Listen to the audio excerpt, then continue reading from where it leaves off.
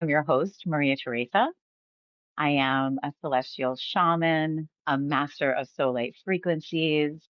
I am a mother, a sister, a daughter. I am a woman walking this journey of life in truth, guided by the power of love. And I'm very excited to share my journey. I believe I am here to help heal humanity one heart at a time through shamanic healing, through poetry, and through channeled light language. I would love to introduce my co host. He is a dear friend of mine, an intuitive healer, a coach, a guide. We are both galactic ambassadors, and his name is Mr. Christopher Mark. Hi. Hey, how are Hello, my dear listeners. We are in episode 6 of Maria Teresa's Emotional Musings podcast. I am here with my co-host, Magical Marcus, aka Christopher Mark. I would like to just say before I let you say hello, I just need to get this out because for for anybody listening to this episode is going to dive deep into a very traumatic event for me. So this is a trigger warning for anybody who has experienced abuse, trauma. I just want to let you know that this may be a very triggering episode for you. Uh, so the number 6 is all about harmony. It represents harmony in numerology. This is a time in my life of complete disharmony. And now I give it all to you, Marcus. That's all I needed to say. That was all you needed to say? That was it. Oh, that was it. Okay. All right. All right. All right. Um, all right. So this episode, guys, is going to be we're going to dive deep into another relationship of Maria's, and uh yeah, so let's jump right into it. Maria, for the relationship that we're discussing today, what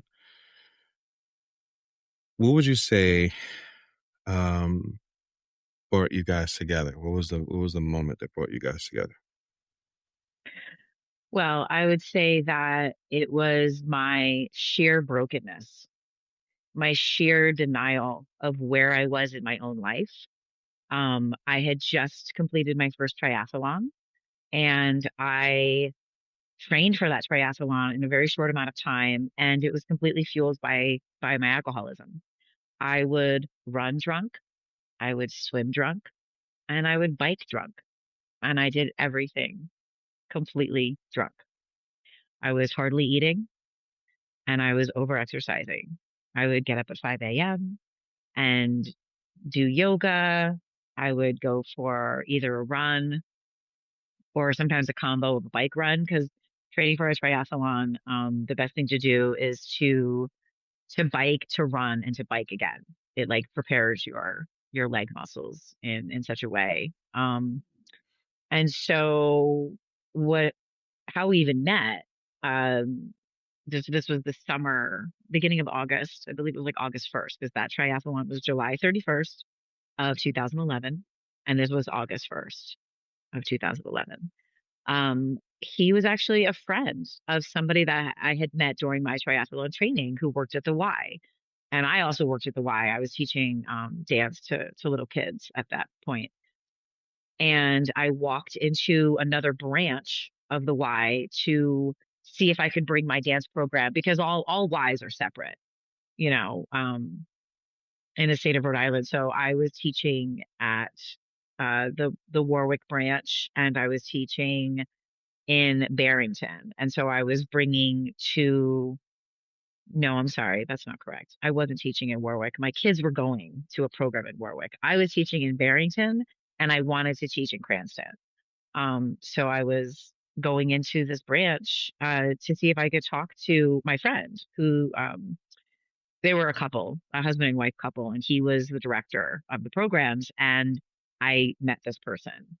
And it's wild because I remember meeting him and it was like just this immediate, like drawn in, like, whoa, this is like, I've never kind of felt like this before, as far as like just this I can't even really describe it. It was just like this energy that drew me into this person. And I just want to say this, like, fast forward to 2020, when we really, my teacher and I discovered the truth of this person and who was, from a past life. So this was very much a karmic connection. This was totally planned by my soul, and I meet this person. I had, like I said, I set the stage for it. I was really deep in my addiction. I was incredibly lonely. My, husband and my kids had vacated the house, and I was working three jobs. So I was all kinds of turned around and in so much denial, and I had no idea what I was walking into. When you say that you felt this pull, right? Uh, Mm. was it, how would you describe the pull? If you had He to, was just okay. very charismatic, very friendly. Um, there was just something, and we just immediately like went into this like very flirtatious conversation. And he asked me out on a date. Like, I mean, it was just like everything was just happening like so fast. And, Mm. I was open to it. Um, yeah. For anybody out there, like when you feel a pull for somebody, like most times it is a past life connection. Because like I said, this was very karmic. This was karma playing out because we were taking kind of picking up from where we left off in this most recent past life of mine, who I don't know if I've talked about that past life in the episodes so far, but I know my name is Serena. Um yeah, that's I'm carrying out her life's intention of carrying on because I was murdered in that life. So that's all I'm going to say about that for now. Okay. Um, I'm trying to keep track of all this because this is just an awful lot to be sharing. So it is a lot. yeah, It's a lot. yeah. Um, so you guys connected. So what was it um that you guys connected on? Like, was it, We went out to eat and we went to see some live music. okay. The thing about both of us from the very beginning was he had let me know that he was a child. He was an umpire. He was actually running a program. That's like I met him. He was also running a program for children in this Y. And he was an umpire for baseball for kids. He had dogs. He loved music. He loved to cook. Like there was a lot of things that overlapped, that just were very interesting to me. Because I like, those are all the things that I love to do. So I was like, sure, yeah, cool, let's go.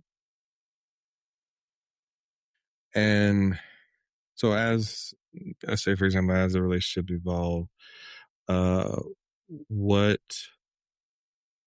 when did you start noticing differences? Oh, right away. Oh, like date one. Okay. Okay. What was the Like, difference? I mean, this was so fast. Like, I mean, this entire relationship lasted 4 months, and thank God for that. That's by the grace of God. Um, but everything happened incredibly fast. And, at this point too, for people listening, I had no idea, a zero awareness that I was an open channel, that I was in such a denial of my alcoholism.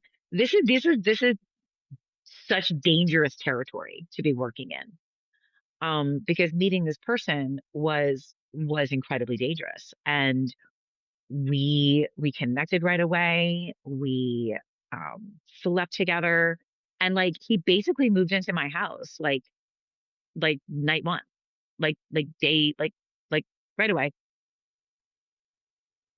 Wow. Yep. Hmm. So you guys are together, what, let me say this, what was it that you started to pick up on, um, that led to the tension between you guys?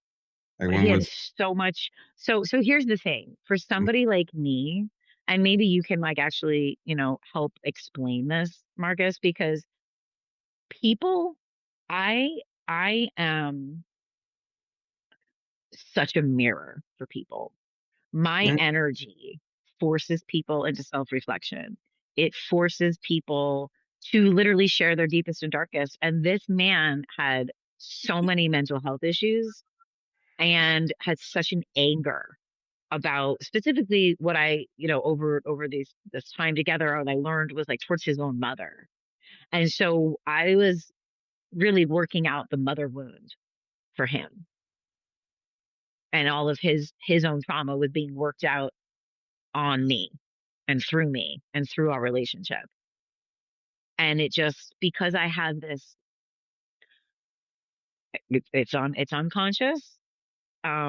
Especially at that time, I've always been a healer. People who are healers, we usually start by healing people to our detriment, to our own self-sacrificing, detrimental way of wanting to save people. And that has been definitely a pattern of mine. I know when I met my ex-husband and he shared like his past story with me, I was like, oh, I was like, I can help you. And that's like what I have such a desire to like help people. Let me fix you. Let me help you. Like, and this is past versions of me. Now I am a completely different person and I understand healing in a very different way. But at this point, I was like, oh, wow, like let me save you. So what can you add to that, Marcus, based on what you and I have processed together? we processed a lot together. Um, As what I, well, as far as like this goes, like yeah, older versions of me that were doing things like this, being an open channel. yeah, I mean, I think it's just the need of, I think what happens is that when you carry so much pain, you you identify pain right away. Like um, you identify within other people. And then when Hmm. you see it in other people, you're like, okay, you're this is your chance to save yourself. You don't see it that way quite right away, but it's your way of like, oh, if I save you, I can save me. Yes. Or that's kind of how it is. And so you stay in it for a long time. Um, because you're like, if I can do this with you, I know that I'm okay. Or I don't have to saving you is great. It'll make me feel better about me and what I'm probably avoiding. And so I mean, this is just that's just the journey of a healer. Like you you go through so many traumatic experiences and then you figure out, okay, well, how do I, you know, what do I do with this? Because I'm feeling all these type of ways. I'm feeling miserable, I'm feeling depressed, I'm feeling anxiety. So how do I process this? And so this is how you process it. Some people work through it with relationships, some people do it through um just, being a community servant, to just volunteering all the time. It just depends on how you go about it, and also really depends on your spiritual path. So I think for you, like Maria, like I think a lot of your um a lot of your evolution really came in through relationships, Well, because it that's was also my Sagittarius placement. That's my yeah, Venus and Sag. yeah, It is specifically designed around the depth of relationship, and I see myself, especially being an open channel, yeah, and there was many beautiful things that came out of this relationship, but I had to go to a rock bottom place to get there, which was facing my own trauma, facing alcoholism, because subsequently I did end up entering recovery after this. um but yeah, that's exactly. I agree with you. It totally is part of the spiritual path yeah, because I was also, at this time too, I was going through an awakening. a ton of energy. And if anybody who is spiritually aligned and guided and has done, their own work, 2011, 2012 was a major time for a lot of people. A lot of people on this, like I'm going to say first wave light workers, if people can identify with that. There was a lot of things going on for us at that time. We were getting downloaded a shit ton of energy. And because my vessel was so fragmented at this point and I was drowning myself in alcohol, my goodness gracious, I couldn't stabilize any of this energy that I was getting. So it was making me act in ways that were really detrimental to my well-being. I think and that's the thing that people just don't. A lot of people don't know. It's like you Mm, might look at a person and say like, oh, they're choosing this, and it really just depends on how your energy is wired and how you process things. Um, and a lot of times people just don't. It's hard to explain. Like hmm when you were explaining to me about, oh, I'm an open channel, I'm like, okay, like I understood it, but the experience is a whole nother thing. It feels like Well, you're getting that now, aren't you? This is a couple episodes in, because to be clear, like Marcus and I talk about like how we're gonna go forward with like the next few episodes. So what I just kind of dropped in there was something that we're gonna talk about in a couple episodes. yeah, yeah. But But to but give you basically Marcus and I are so connected, and so he is actually experiencing every little thing that I'm experiencing now. So Mhm. how is it? It's fun, right? No, it's not. I think that it's not fun. It is like here's how I would describe it. It's like knowing that you it's like knowing that you shouldn't say something, but you're pushed to say it. But you shouldn't say it. And then Yeah, it's like that's an it's aspect of it for sure. But we're seeding, like this is what I've been sitting with. We're seeding oneness for humanity. That's what you and I are doing. We're literally seeding oneness for humanity. So that is as large of a statement as it is. So take that in, y'all. take That's what that we're in, doing. I don't know please. what you guys are up to, but that's what we're doing. It's a lot. It's a lot. But yeah, I mean that's really the journey of for you, and then to also and then also, most times it's like it's a threshold. You have different people that you hmm with is it's like, okay, what type of person do I need? And sometimes you don't, and I think this is really what it is. It's like sometimes when you come from being like protected or sheltered or having a lifestyle that really didn't expose you to a lot, um, you know, what happens is that now you're going to look for a person that's really going to pull you into the depth of actually facing uh, hmm yourself that you've been avoiding, and you might be like, but I wouldn't choose this. Like consciously choose it, you wouldn't. But subconsciously and energetically, it's just like, this is what this is the direction I'm supposed to go in. This is the experience. And sometimes, it does create trauma. But it also heightens your awareness at the same Well, time. I had to Um, face him yeah, because he was the person that killed me in my most recent past life. He strangled me to death.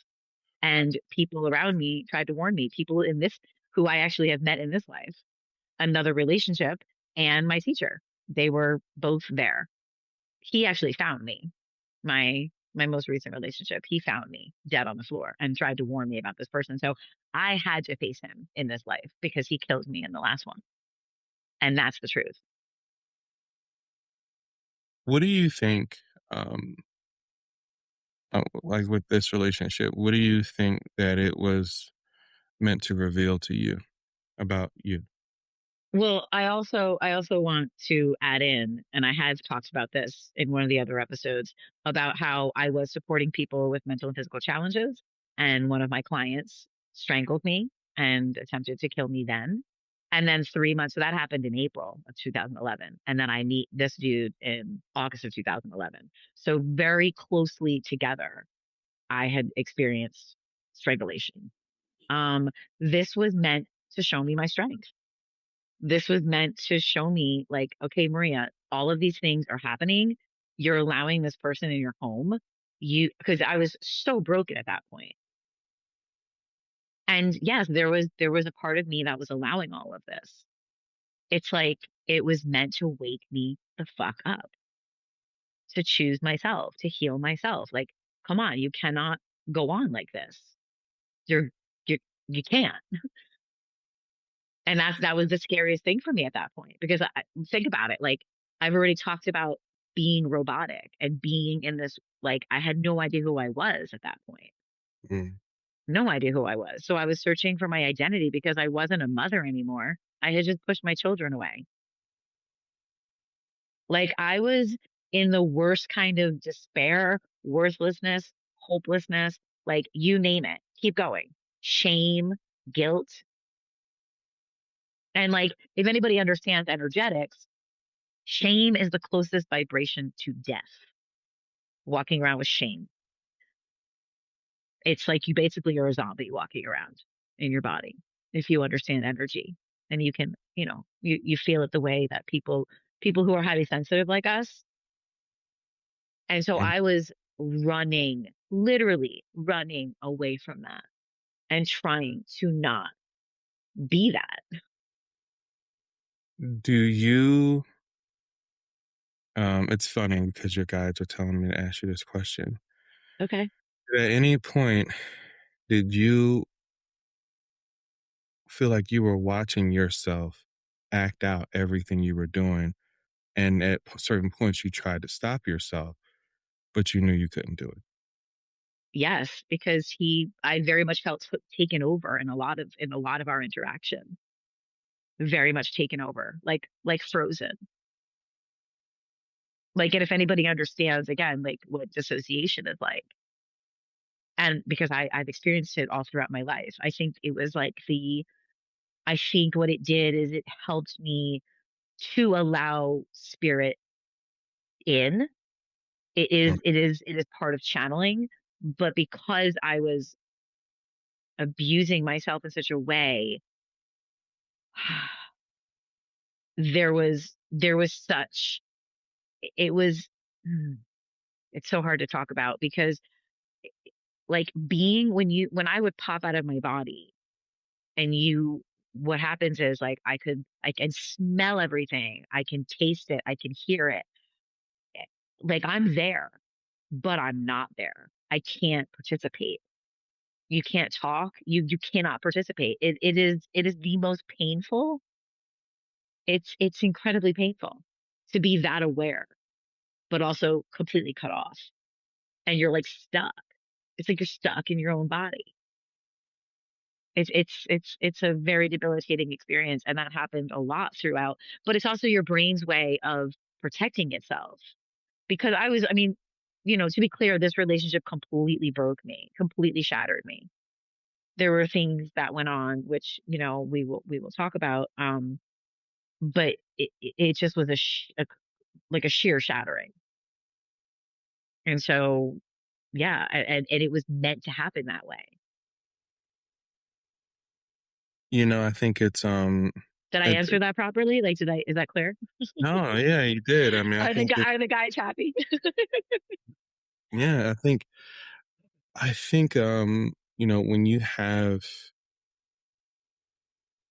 when you have They want me experience, to be able to share my truth. They're yeah, they're here to help me. yeah. They're here to help me because now they're just that's what they're saying. They're like we've always been here to help you. Like, stay on your path, Mm-hmm. to guide you along your path. And sometimes that is through the sheer fires of hell. And facing that and facing all of this.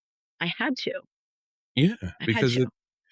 because a lot of times, um, when you people when they look at you make decisions, they like, leaving your family. A lot of times people look at it and say, okay, well, you don't know what you're doing. Um, but there's also an aspect of it where you're there's things that is just out of your control at this point.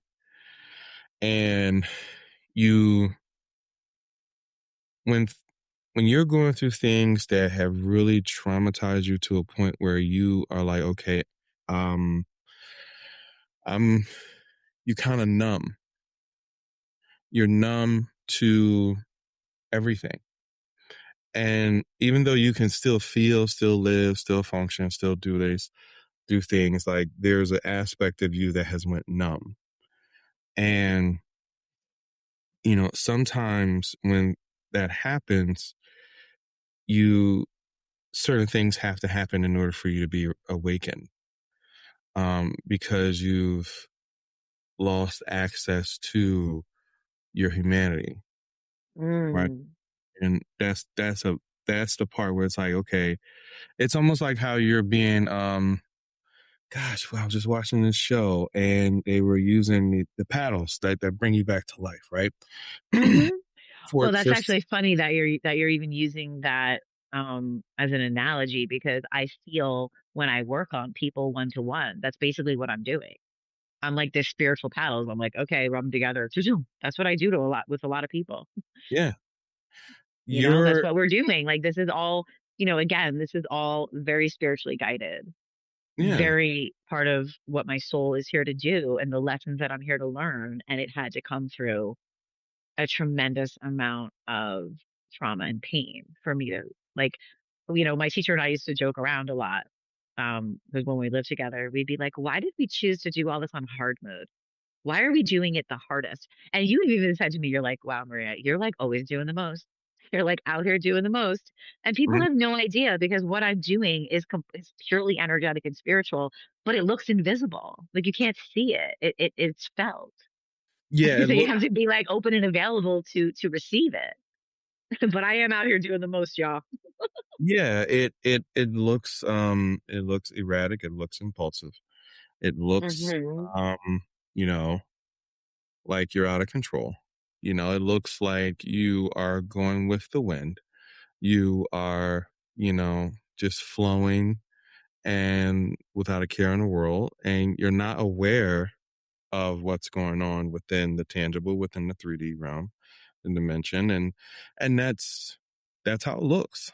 And then Yeah, because I am like channeling from so many different dimensions. Like, yeah, I mean, now that you're experiencing this, like, I mean, Marcus, like, how is it? Like, we're literally like, woo, we're going up like, upwards of 20, 30 dimensions out, and then back down to like 12, and then we'll pop into 5, and then oh, we got to pop back into 3. But I don't spend a lot of time in 3. I just don't. I never yeah, have. That's what yeah, makes me a celestial shaman. I'm like literally like so far out there. yeah, Which people who know me well will be like, yes, she is.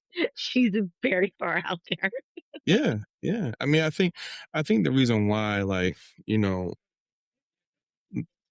and I look at this like this, it's like our relationship is what is here um to ground us both. Um, Mm-hmm. Mm-hmm. because we do both struggle with that. It's like for me, I'm like, oh, okay, well, I'm just gonna disconnect. I'll physically be here, so you'll feel like I'm here, but I'm not. And it's the same for you. It's like toggling between different dimensions, but never reaching the 3D dimension because for you, it was always like, okay, well, what's keeping me here?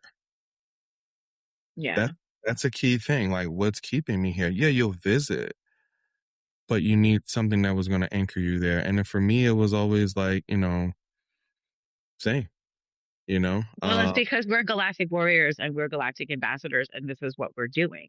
We're yeah, bringing this very, very much higher consciousness into this earth. But in being in these human vessels it's hella hard. It's hella hard for us. It's yeah, like, what the hell is this? So it's like it makes sense in a way, like why I had to go through the level of pain because it was like, okay, how much pain is going to wake her up? Yeah, because you died. Like, Hmm. and Yeah. it was more like it wasn't just like you died. You died and you were in like an energetic a coma, Hmm. Oh, for right? sure. Right? And Yeah, so for that sure. part was like, okay, but now you you needed to be active because there were people that needed your help. There were people that there was experiences that you needed to experience, and you had to be awake in order to do so. And so it's like, sometimes when it's so crazy, but sometimes when certain people come into your life, out externally, it looks like, why is this happening? Is this horrible? And it is. Not saying it's not, it is. Um, and then there's the aspect of it that of why you're there and what you need from it and what it's going to do after it's over. Like who Hmm. become after it's over.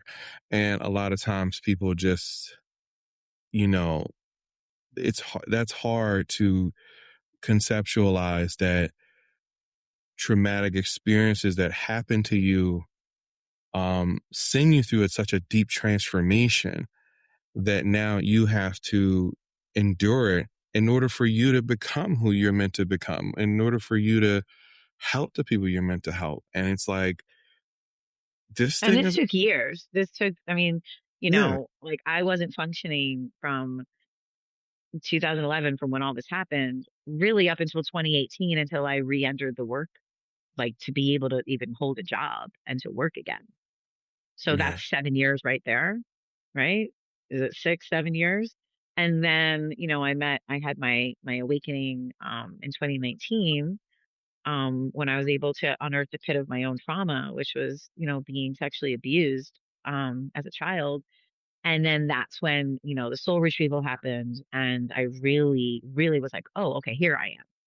And then these 6 years have been me working in the field and just getting stronger and stronger and stronger. So this has taken like 15 years.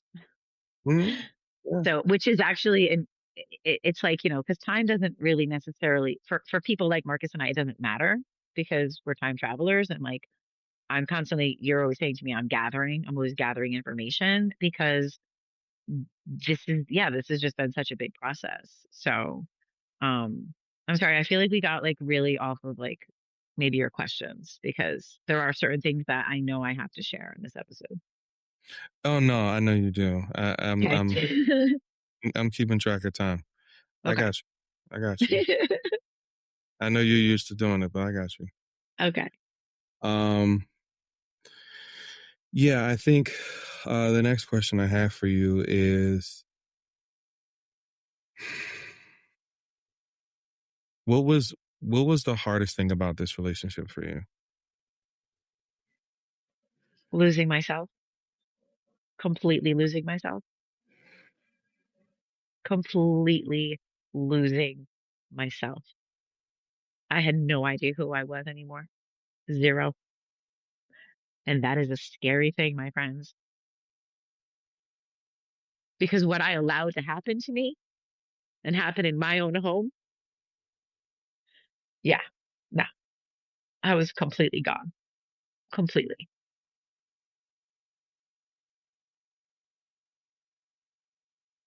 Um, if you could uh talk to this version of you, Hmm. at what point would you go back and what would you tell her?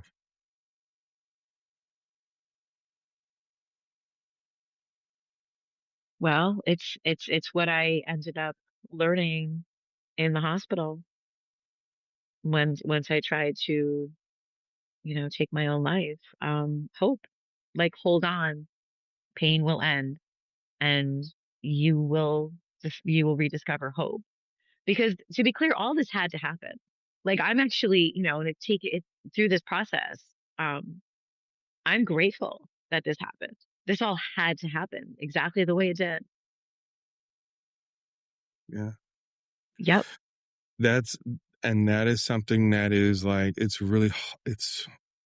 like I know That is like what I needed to wake up. I needed to go through this incredibly abusive, incredibly scary, crazy, totally destabilizing relationship and mhm, try to take my own life because that was where I found control.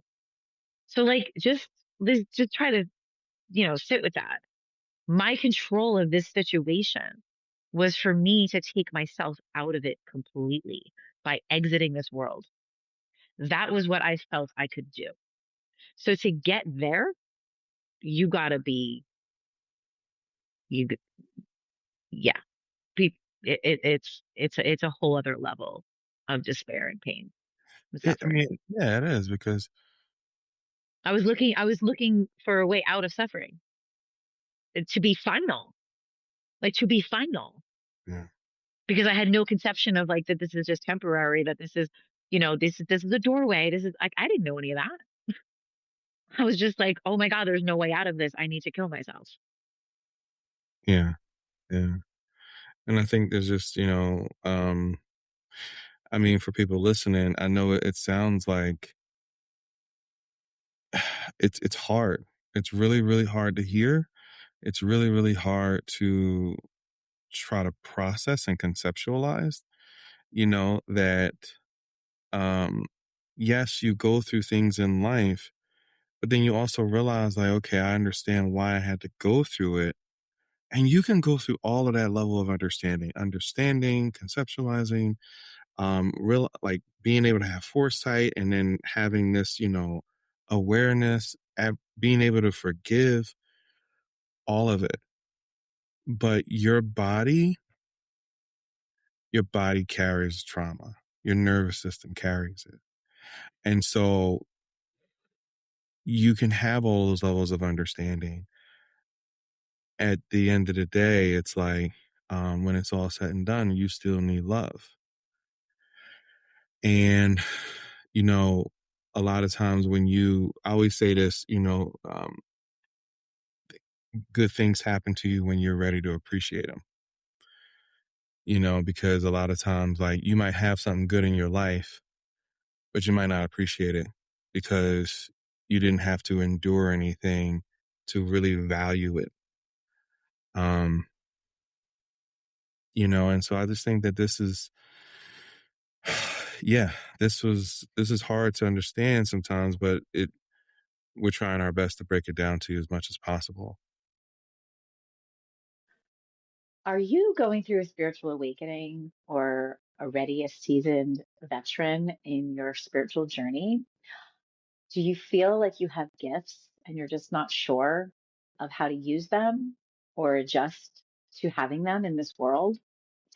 I am here to help you on your path to enlightenment. I offer spiritual coaching and shamanic guidance. I am Maria Teresa. I am a celestial shaman and master of soul light frequencies. I would love to guide you to your soul. Enlighten in shadow, always with love. Namaste.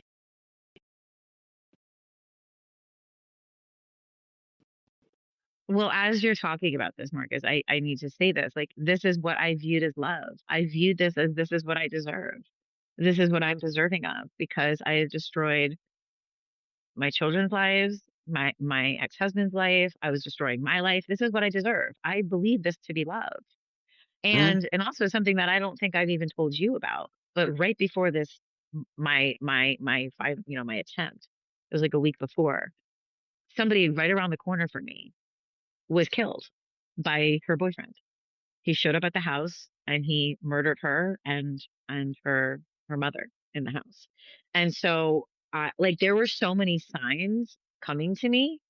I mean, not only like, what I was experiencing and the look in his eye and like things that I was picking up on and like the level of terror that I had, um, mhm. and me just wanting it to end. But like when that happened, I was just like, I'm next. next. Mhm. Yeah. I mean, I think it's and I think when I reference love, um it's not the love when there's certain levels of love that you feel like you deserve because you only know you only know what you know, right? And you only aware of in to the level that you're aware of. And Hmm. it's like when you are in it, yes, hey, this is love because you're evaluating your own self biologically and everything that you're feeling, and you're like, this person matches me. They match how I Hmm. me. And like if you were to meet someone else, it would have been like, you don't match me because I'm going through some stuff inside you don't know about. And here's a Exactly. Exactly. And that's what we attract in with each other. That's what we attract. Like, even when you were just saying that, what came to me was Maya Angelou's, one of her beautiful quotes, like, when you know better, you do better. And at yeah, that point, I did not know better. And, and like Maya Angelou, like, she's experienced enough of her own trauma. Like, people who, when we're sharing wisdom, it's like, yeah, at this point, I was like cut off from my own knowing, my own wisdom. Like, I was, it's like whenever I go back and I talk about this, I'm like, wow, that was me because I'm so far removed from it. hmm yeah, because Yeah. it's you because it was a part of your journey. It's like, wow, like you're looking at yourself now, and then you're looking at then, and you're like, wow, but Yeah. a lot of times, That's how low I had to get. Hmm. yeah, and a lot of times it's like it's not. There's another thing I will say. It's just like Mm. our actions and behavior is our nervous system trying to survive from our past and the things that we couldn't do anything about. And So all this past, not just this all lifetime, my friends. Like, yeah, it's all lifetimes. It all plays in because these are really, we say past, but it's just parallel it because is. there's Oh yeah. like time is an illusion, and all of these experiences, we are experiencing everything all at once all the time. And Mm-hmm. Marcus and I are people that are very aware of this because we are very aware of our multidimensionality. But these are things that everyone is going to start experiencing more and more and more. We just happen to be the pioneers of it, of like talking about these experiences. But I know that people out there are also having multidimensional experiences where you Yeah. just all of a sudden remember something and you can't exactly pinpoint where and why and who, but you're like, okay, I've been here before. This has happened. Okay, why am I being led over here? Why am I making this decision to do this? Why am I not going over here when I planned on doing that? It's Mm-hmm. just, it's amazing when you start to let your soul guide you. And Yeah. that's what we've been doing for, that's what we've always been doing. Yeah. We have. I you think. know? Yeah. Yeah. Yeah. So I'm gonna allow. I guess it's time for you to, Hmm. read everything. So, floor is yours, So my I dear. had written, this is when emotional musings gets tied in because I wrote a post about this. It was one of the very first posts I wrote. October. What did I say to you? I said it was like October of 2018. Mm-hmm. So this is called A Monster Came Knocking. 7 years ago, I was coming out of an emotional denial. That time now feels like a hazy dream. I was functioning daily in a robotic way, barely going through the motions, operating on automatic and avoiding my soul. Nobody would have guessed how much pain, confusion, loneliness, and anger I was feeling inside because the woman on the outside showed everyone that she was beautiful and perfect. I wore a happy smile paired with a content demeanor. Inside, I was unsettled and far from feeling even an ounce of peace. I know now I was on the path to a severe nervous breakdown. I was working three jobs while trying to survive a messy divorce. My two boys, whom I had been a stay-at-home mother to for 12 years, had moved out to live with my ex-husband. It was at my request, an act of compassion in attempting to protect them from me. I believed I was cracking under the pressure of the charade I had been keeping up for 12 years and that it would be safer for them not to be around me. Growing up with my mother terrified me into believing that I was becoming her. I would do anything for my boys to avoid feeling the way I did. My mental health issues were coming to a destructive head. I likened it to dropping a million-piece puzzle on the ground. That's how my brain felt. A tearing at the seams turned into shredded material strewn all over my house. I had given the three males in my life everything of me, mentally, emotionally, physically, and spiritually, leaving nothing for me. I stuffed my emotions, my dreams, and my desires. I wasn't even on the list of priorities, an invisible name at her bottom. Yet at the time, I didn't know any of this. I certainly didn't acknowledge any of it.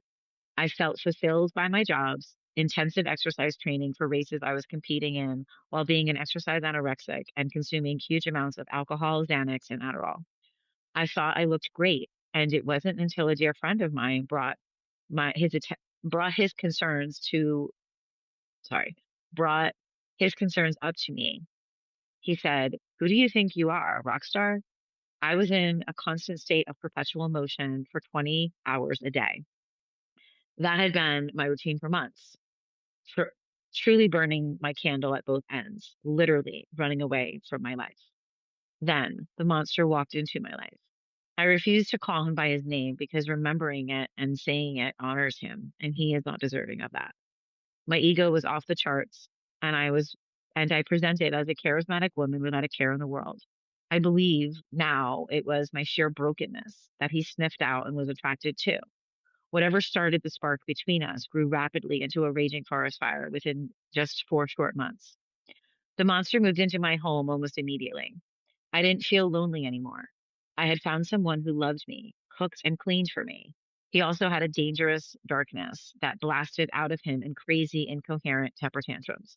I found myself the target of his violent episodes, where I ended up battered and abused on the floor. I had never witnessed that kind of rage before.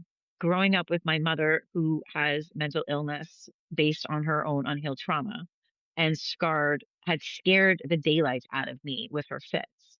She was a lamb compared to this lion living in my house. He said he loved me, and I blindly believed him. I allowed him to control everything I did. He held onto my phone and the car keys like a vice grip. I was in a full-blown lockdown and under his wicked spell. The last month was the most terrifying time in my entire life. He wouldn't let me out of his sight. I couldn't even take a shower alone. He controlled what I ate, when I ate, if I ate, when I slept, if I slept, absolutely everything. I actually allowed another human being to fully dominate me 100%. I survived being screamed at in my face, choked, punched, kicked, and thrown through a wall. I awoke once to him on top of me, strangling me, and when I escaped, attempted to sodomize me with a wooden hanger. The most shameful experiences were the repeated rapes that I endured. His hands covered my mouth while I cried for help in my mind. By that time, I was completely isolated from many of my friends and family.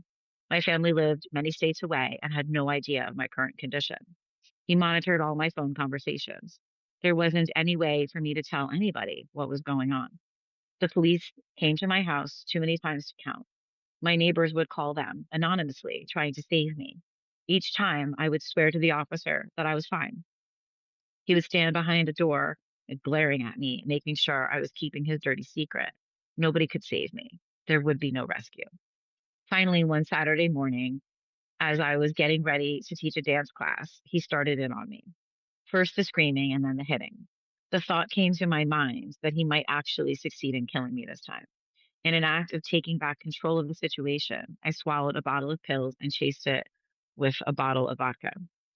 I would be the one to kill me, not him. He watched me do it and then continued his beating of me before he threw me in the car and dropped me off at the ER. Upon waking up in the hospital bed with my arms tied to a gurney, I learned I was committed to a psychiatric hospital. Not only was I alive, but God was offering me a tremendous gift. I'm sorry, it was offering me a new life, a chance to change. This was my moment of desperation. I see this now as a tremendous gift. I realized I had two choices. I could try to stab myself with a medical instrument and get the job done right, or I could use this opportunity to see hope in my future. Trust me, I grappled with the first option for a while.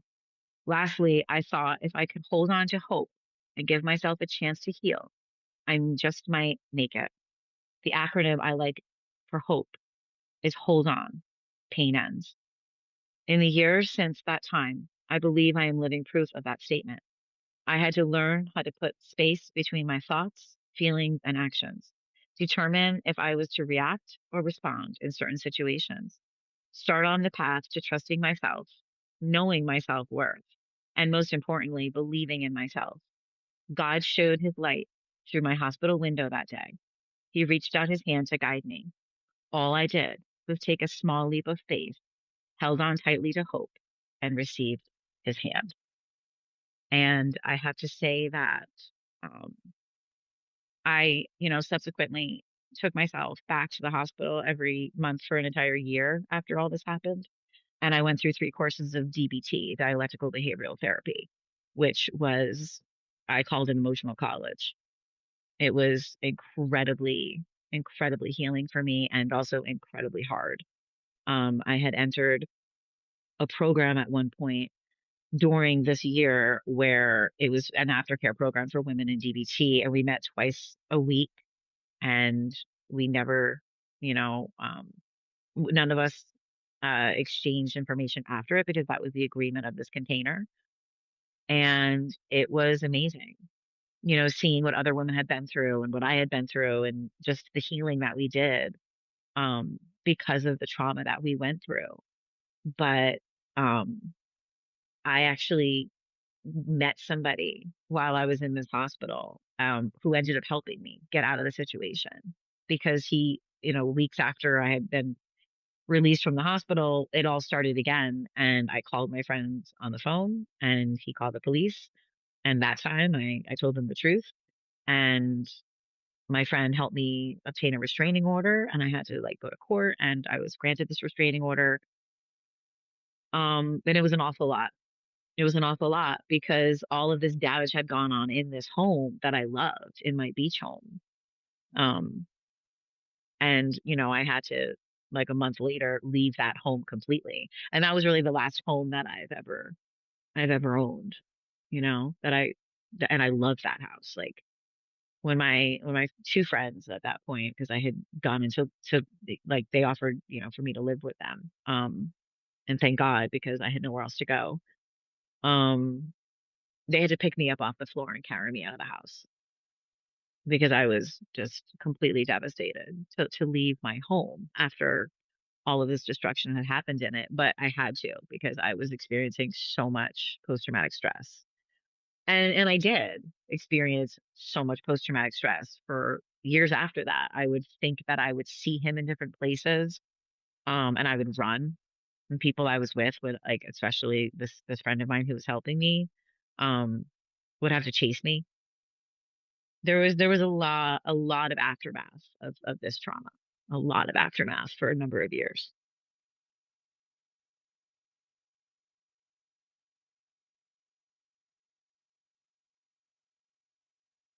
Yeah,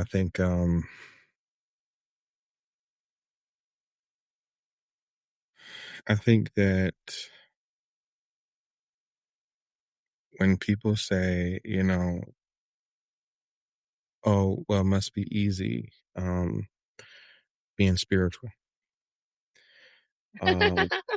This is I'm sorry. Like this path is not for it's not for the meek, it's not for this the mild, it's not for is the fucking like, oh, what's gonna happen if like no man. You it's gotta not just lean into this shit. You gotta just go with it. it's not. And again, let me say this. Everyone is going to go through, you're going to face your demons. You're going to. You can't avoid it. You can't run from it. And you're going to also you're going to see your light through it as well. And if you um Yeah. Well, that's the whole point. yeah, It's oh, walking. I mean, this is what I've written about in so much of my poetry, but um, the dissociative episodes went on for, I mean, I had them like as a teenager, mhm, but then they really kicked into high gear after this traumatic event. And I was like literally like I remember actually a month of like complete dissociation. Like a complete month of like totally being outside my body and not functioning and not talking and like um but the last associate episode that I experienced in 2016 um basically scared me straight, and I wrote my first like polished published article that was in a sober magazine in South Florida, and it was called Walking from the Darkness into the Light, because that's what we have to do. You have to go through the shadows and the darkness in order to reclaim your light. That's how it works. yeah, you do. Because this is not for It's not a pick and choose like, oh, let me. And it's funny because I've worked with people that are like, okay, how do I get to the light? And I'm like, you gotta, you gotta buckle up and face all of your shadows. And that's where your medicine is. That mhm, is what's going to heal you. It is yeah, facing yourself. It is facing all of the things that we have deemed as wrong, bad, ugly, like the things that we can't accept. We must accept in order to make peace with it. That's how and peace happens. yeah, and the other thing too is like once you face it, the good thing about it is because some people might worry about this. They're like, okay, well, what if I go back? You The work that it takes to overcome something, even if you have moments of reflection, moments of, nostalgia, you you won't. Your body won't let you, your mind won't let you, your soul won't let you, your spirit won't let you, because it knows that it's like almost like you're vomiting and then you literally go back and eat it again. Well, and You, like to be clear, I want to speak about this because, this is like what recovery is. It's playing out the tape. yeah. And I have a dear friend who I'm still connected to that we met in the hospital, and we called it Crazy Camp because we both were there because we tried to kill ourselves. And she made a card for me. Um, and it's actually within all of my memories that my son is holding, and she drew it out. She actually became a registered nurse, so like it's so amazing our stories and where we were and where we've come to. She's a labor and delivery nurse today, and she said, play the tape out, Maria, play the tape out. And that is what you start to do, because every you may make mistakes, you may go backwards. I certainly have put my hand on the hot stove.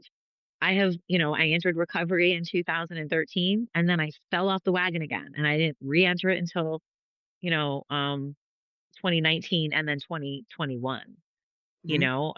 I have made mistakes. I have gone back, even within this time period, because when I had left this abusive relationship and I took my friend's assistance and moved in with him and started a relationship with him, that like, I mean, this person was an earth angel. He literally walked me through so much. He was an amazing person. He was an artist. He was sensitive, and we understood each other, and he helped me so much. But I ended up leaving him and going back into another crazy relationship for, thank God it was a short amount of time again. But that person tried to he hit me, and I was like, okay, nope, I had this lesson already. I don't need to do this again. Like, here's the benchmark for that. Like, you've already done this, Maria. And so I ended up, you know, going back in with my friend who had helped me. So this was a very, between 2011 and 2013 was an incredibly traumatic, tumultuous, destructive, chaotic time in my life where I was really, really searching for sanity and stability because I had none of it. Zero. Like moving around, trying to find, like, getting really divine intervention, because I believe that my friend is an earth angel. He 100% is. and was and really helped me. He's a big part of my story. And we lost touch after, our time together once I moved to Florida and decided to really enter recovery and go on that journey. But, people come in and out of your life as reminders, they're people are lessons, people are doorways. Um, a lot of times for people like Marcus and I, like they're not meant to stick around. I've had to really become accustomed to that of like people coming in for a certain amount of time and then they leave. And that is something that has been a constant in my life. Yeah, Um, yeah. I mean, I think a lot of times when people come back around, there's some part of you that hasn't healed off, mhm. and there's something that, okay, hey, I gotta, I got I to go gotta, deeper in this because that's what healing is. It's a cycle. It's not like, hey, okay, I healed that. yeah, Healing does not work linearly, in a linear fashion. Like you no, were using the analogy of like vomiting. It's like, oh, I'm going to eat this vomit again. Yeah, you'll only eat so much of that vomit again before you're like, wait a minute, why am I eating vomit? yeah, And so I just believe, like I've said this to you before, I believe that I came in here with such a thick, like crust of amnesia. And because I had so much limited time here every time I reincarnated to Earth that I really needed to accomplish so many soul lessons in such a short amount of time. Like my guides have told me that I've healed upwards of 15 lifetimes in this one lifetime from the things that I've experienced. And that's what it's taken to wake me the fuck up to where I am today. yeah. I know this was a deep one, guys. Um, This is a deep one. a deep one. I think on that note too, I want to share to be a balance of the yin and the yang of this, the darkness and the light. I want to share my poem that I had read to you before, that I feel goes with this episode. This is called Reclaiming the Light Within. Lean into the pain, for there is so much to be gained. Swearing off confidence only leads to redundant intolerance. Learn from your mistakes. Don't overcompensate. There is nothing you lack that can't be discovered once the mysterious ache has cast light upon the darkest of shadows. One, two, three steps ahead, keeping pace with the angels above her head, a mighty wind is blowing. As the new path comes alive and begins glowing, follow the nudges of intuitive clues, listening intently to the rhythm within her blues, unlocks higher wisdom from suspended states once refused, breaking down to be born again. Miraculous believer, your channel is a divine receiver. Higher calling demonstrates her grace, moving into alignment, reclaiming her rightful place, attuning to the nodes of her fate. Light language codes open heaven's gate. All of life's experiences provide abundance, forever claiming her sovereignty and independence.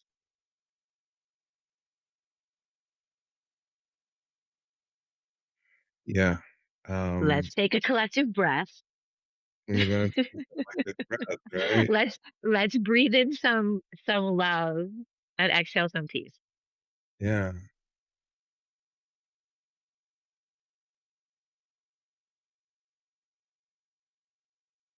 Nya keshe kakurite pama te ashiketa yeriasha koma ifriata ku ashate ishatalia ko ashata macheta yaka ayeta pako achapa alia matoya aliakata se tema tifriato toshike papaya yaka kotuche pa ibise pakatalia makateche sakaria katuka akataria patalia so mate ashike etapata riakata ok akche epa ia eria koto mashe ebiga katu tata iria katu hrapakache e mato ia koto te frepatalia koto kachitea ria tati ra koshi pata ia ria koto manaya ka ria mata ria koshi ya pajiria kuruka keke kacha taria ka umakata Yaseke ya ma shroka sheria. Orea kaya ma ko orea ma seya yoma. Masayayoma, Yaria Satea, Ria Ko Ake Ashe, Eliasa Kriakoto Oha Afate, Retete, Retete, Retete, Aria ta pa pa pa pa pa pa pa pa pa pa pa pa pa pa ya sakate eta ma shete eya yoko pa pa ria kashete ya yete teka amma ateria o apate eya reta ka shemaria o fa reta ya ke Haseya, Aseya. Ooh, Heya.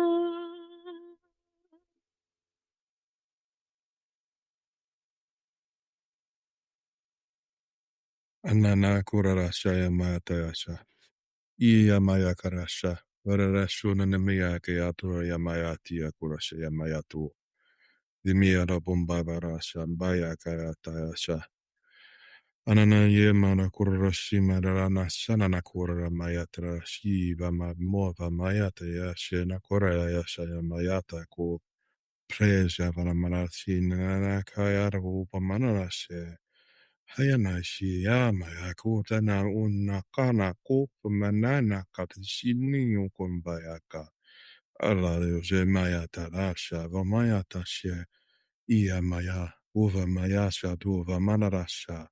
Anyananashi yokufishi meya tiashu. Alanashu jada manarashu. Ayami takaza va nakoza trashatra intro uvre mayata. Ananano kurasha rana manana kararashi nonurum manana kia larasha. Iyamayo vayatasha. Anano kola mayata. Uredanashi ayakayasha. Nitasha matea ko anfateria. Ya kaze motea sakaya pa paprieta liaka o kan fishite me teria se ya kota fati sakashita mate asa isi ki pashima afireta ya akuhasha tama atea saka ota rikache emma te atea yasa seta ya isi te asa lia so oriata ya Yema tose metasa etite ashiteva kaprite aliaka otama ketike eshe pataya mate yanate azote ziteria sotote pasanemiata yomateria sokoto oshite repete sakata aka pa anyama ko meteria mo penia sheliata ya ye keosopa zeperia sama Yes, yes, yeah. Would you like to translate that for people? Because like I know what I know what that just was. Mm-hmm. It was the release. It was the release of everything you were feeling, everything you've been carrying all this time.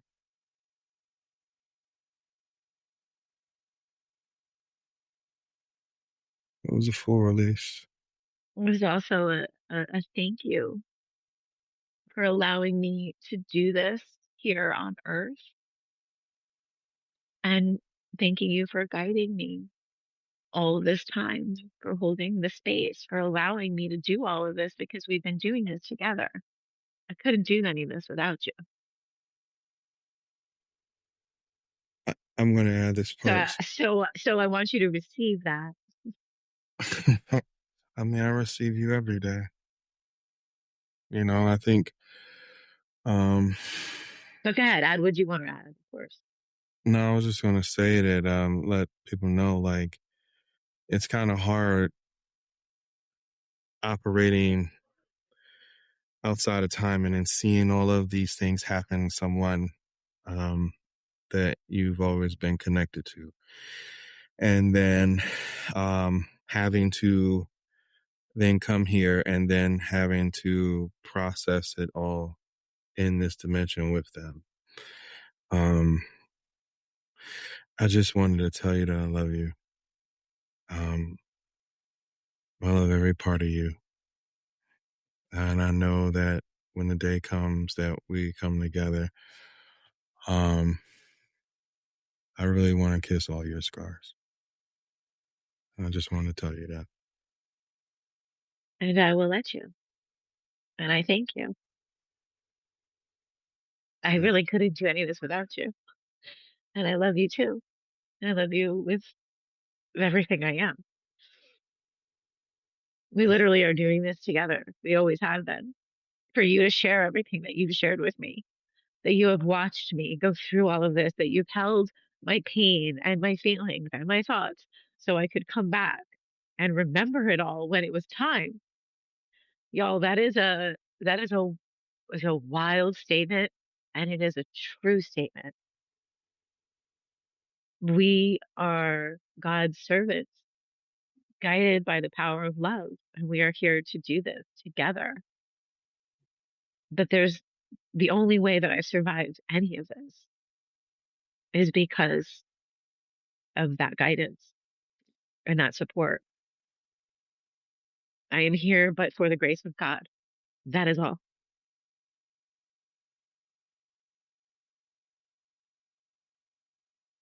You want to close this out?